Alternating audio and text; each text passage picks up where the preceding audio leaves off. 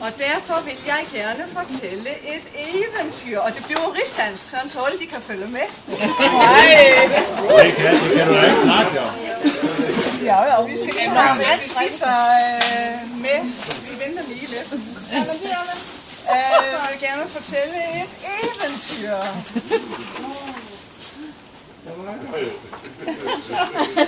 Nå ja.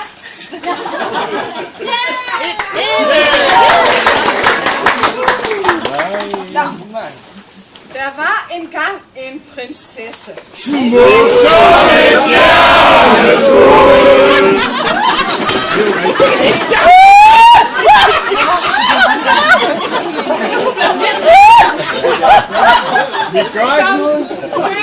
Som fødtes i rigets sydlige Hynningdel. Huden hvid som nyfalden sne, og håret mørkt som Ibenholt. Alt var fryd og gammel. Spåkoner havde dog bemærket den usædvanlige tætte knoglebygning, specielt omkring næsen. Ja, der blev ligefrem talt om prinsessen. Smuk som en stjerneskud. Med ben i næsen. Dette blev dog også årsagen til, at prinsessen smuk som en stjerneskud. Ikke som ellers forskrifterne påbød ville bære lyserøde gevanter. Nej, prinsessen smuk som en stjerneskud ville kun bære lille.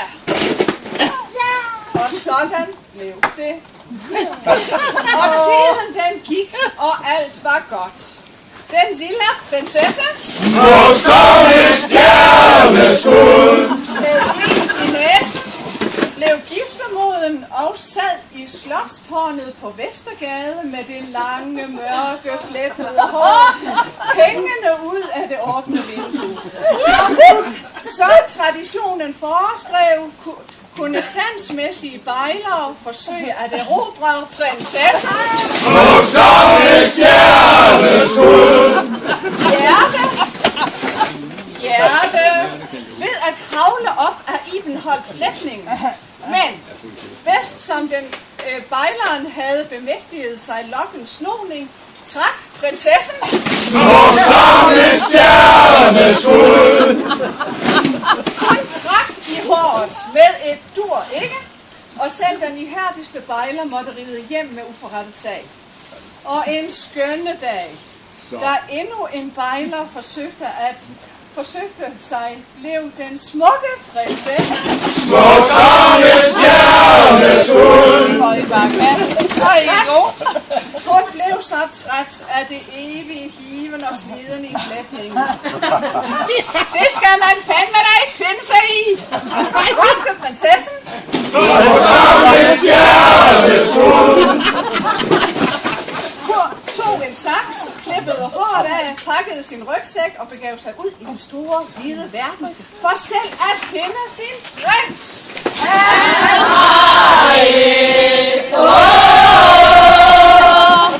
På den hvide hest.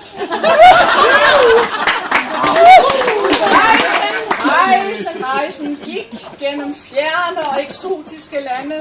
Og prinsessen smuk som en stjerneskud. Mødte andre prinser. Han har det. Og prinsesser. Smuk som en stjerneskud. Det var et sandt eventyr. Prinsessen smuk som en stjerneskud. Hun tænkte, min tilkommende prins. Han har det. Han skal have et slot, en Mercedes, langt og bølget hår, og så skal han kunne hækle sin egen lille natur. Men, vigtigst af alt var det ufravigelige krav om, at han skulle kunne sige hende de rette ord. Jo, sandelig prinsessen. Smuk som en stjerneskud. Ben i næsen havde en plan. På samme tid havde den manhaftige prins.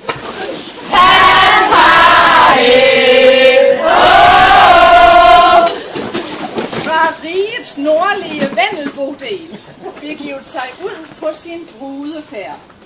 Han havde ikke kun charme, selvtillid og lækkert hår. Nej, omkring ham svævede muntre jazztoner, besnærede enhver skøn jomfru over flere miles omkreds. Og således gik det til, at prinsessen hun glemte alt om sin plan og lod sig indfange af solernes kærtegn, og ikke mindst af prinsens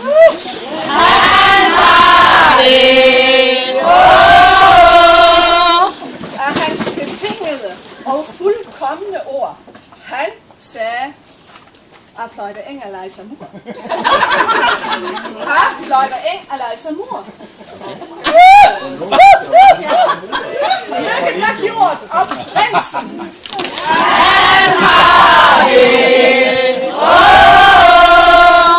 bragte ikke kun musikken ind i prinsessens liv.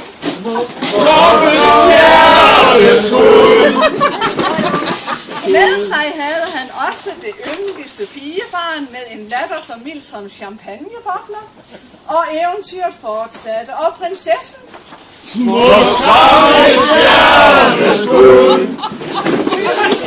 fødte sin stærke og modige søn, som dagligt bekæmpede night elves, undeads og dwarves i slottets gemakker. Prinsen!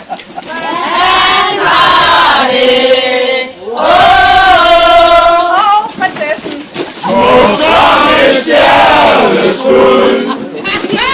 De indgik giftermål, da de var blevet halvgamle. Og for at dele deres glæde inviterede de både Godtfolk og Hoben, som udbrød i sang.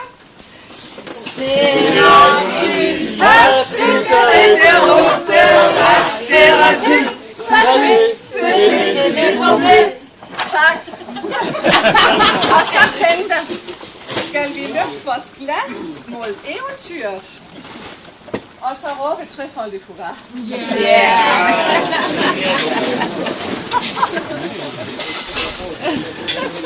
Vi længe leve. Hurra! Hurra! Hurra! Og så det kongelige.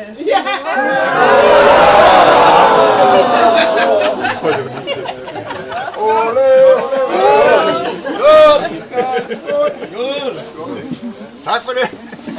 Jeg vidste, at I var så gode til at synge.